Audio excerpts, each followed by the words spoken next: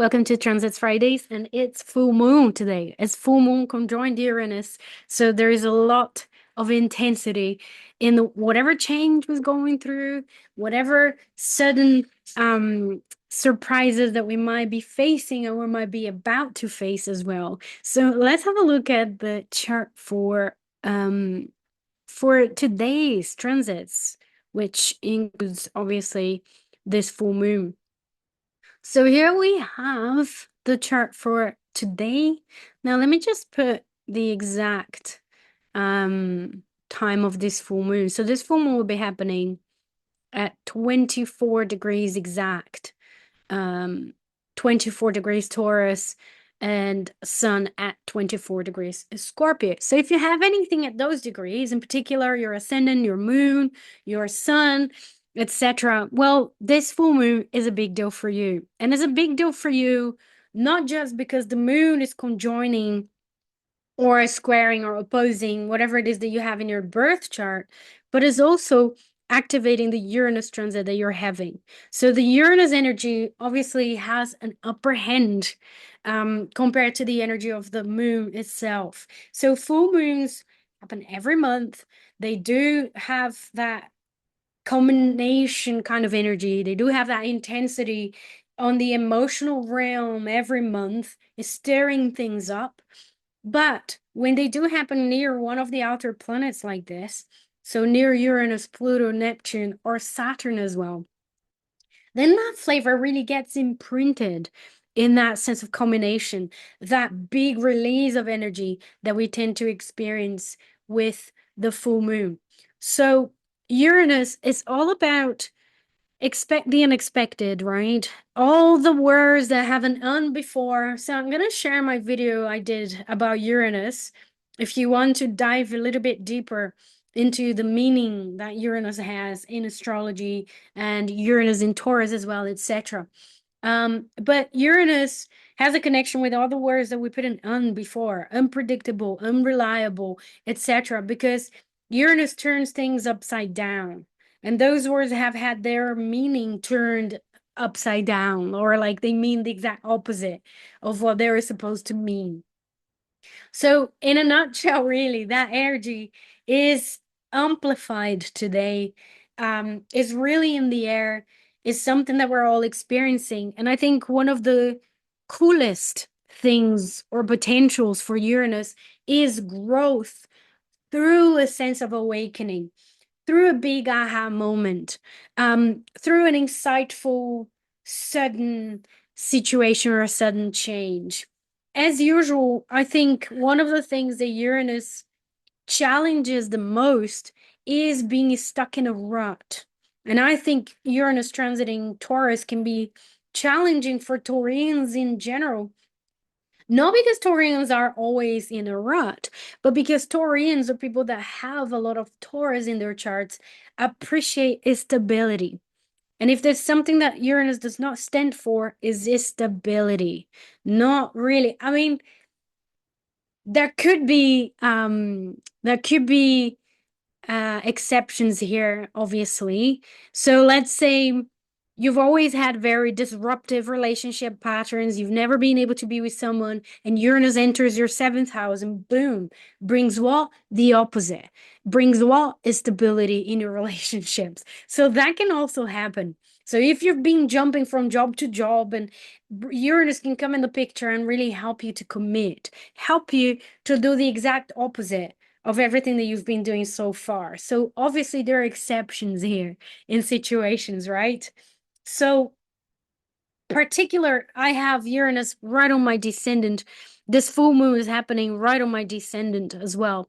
And I don't feel that I'm on the verge of separating from my partner, which is what a classic interpretation of a Uranus full moon across the ascendant descendant could be. I do not feel any sense of separation or big dramas happening. But yes, I do feel that there is a sense of a stronger stability than I've ever had in relationships, more placidity. With the ascendant in Scorpio, there's always been a lot of probing in relationships, and this has definitely been changing. And And I did share with some of my students from my academy yesterday. I think it's very interesting that very close to this full moon Uranus, my partner decided to do a special diet, which I'm not on board with. So that created a lot of more space between us because we're cooking our own meals individually. So we're eating separately sometimes, and we don't need to come to agreement on ingredients or meals, or we're really doing our own thing. And that's a very Taurian thing as well. So just to keep your mind open on how this full moon Uranus can manifest and can present yourself in your life. It doesn't have to necessarily be your partner is leaving you or anything that dramatic. It can be something as little as that. But definitely, I think one of the things that Uranus always tend to challenge is codependency, is when you don't take enough space for yourself individually, or when you don't give enough space individually for others, your partners, etc. Or your career as well. Obviously, it really depends where this full moon is going to be falling precisely in your birth chart. So find where that electrifying energy is going to be in your birth chart. Is it in the first house, in the 12th house, in the fifth house? Because that's going to give you more clues. It's going to make it more personal for you to interpret these energies. So the other thing that's important to mention here with this full moon is a wide-ish trine to Pluto at 29. Pluto is moving to Aquarius next week. So we're really on the verge of the end of the culmination of years of Pluto transiting Capricorn. So since 2008, we've been having that Pluto in Capricorn. So Pluto will be finally shifting for good into Aquarius. And this full moon carries the imprint of the last degree of Pluto in Capricorn, the last breath of Pluto in Capricorn. So that's also there, a relationship to power in our ambitions in the Capricornian area of our lives, and the Capricorn planets that we have in our charts as well, etc. And welcoming that energy next week in Aquarius. So there is that trine kind of bringing further transformation into the picture. Also, Saturn is turning direct today, so we have a stationary Saturn. Very important as well in terms of structures, in terms of long-term plans, in terms of responsibilities in our lives as well. And that's kind of stationing. That's important. There's a Brazilian astrologer I love and I follow. And she said Saturn is stationing, yes, to sit and cry in a humorous way, because it is a time for really being honest and serious about what we've achieved, where we're at, what's going on. So that's another dimension of how we can use this big sort of energy that the full moon is releasing and reflecting at today, really. Today on the weekend. I would say the weekend as well. So it's a good time for doing that work. Now, the following layer here that I want to mention is the opposition between Mercury and Jupiter. Mercury is in the sign of Jupiter, so Mercury is in Sag. Jupiter is in Mercury's sign as well. So they are in opposition in fall, but in each other's sign. So I really feel there's something important that they are reflective of, that we could see the bigger picture of our situation, that we could access things, that we could download more information, that we could definitely have insights throughout today, throughout this whole weekend with the powerful moon Uranus energy that we're also receiving, that we're going to be channeling. So definitely having insights by looking at the bigger picture, that's a Jupiter thing, but also the smaller picture, which is the Gemini thing. So we can do the zoom in, zoom out of our situations right now, and communication patterns and etc. So that's powerful full moon. I mean, let me know where this is. Where is that in your chart? What area of your life is being picked up? And what stories do you have to share as well? Like, what exactly is happening in your life right now that reflects that Uranus moon conjunction with the full moon energy? So, like I said, me and my partner cooking separate meals and this full moon happening on my descendant. And I'm kind of seeing that as an opportunity for reclaiming a little bit of space as individuals, for remembering what we actually like to eat individually, that we don't like to, share necessarily.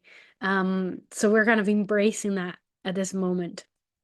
So let me know how that's going or how you are experiencing this energy today. So for the weekend, we still have that Mercury, Jupiter throughout the weekend, an energy that's going to be definitely in the air.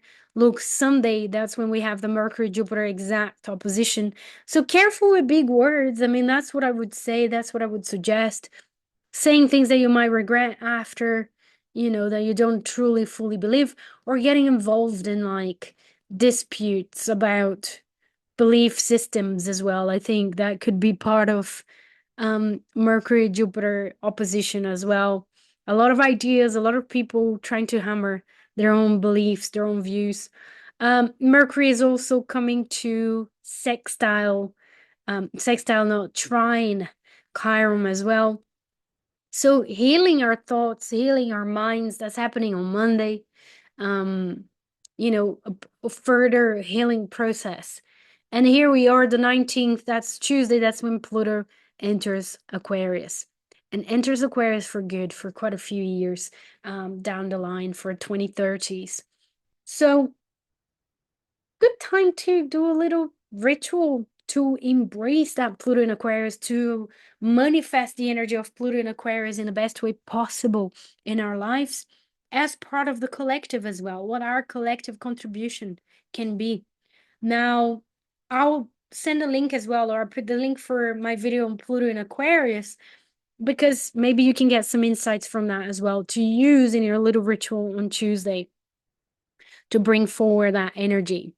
So that's Wednesday, the 20th of November.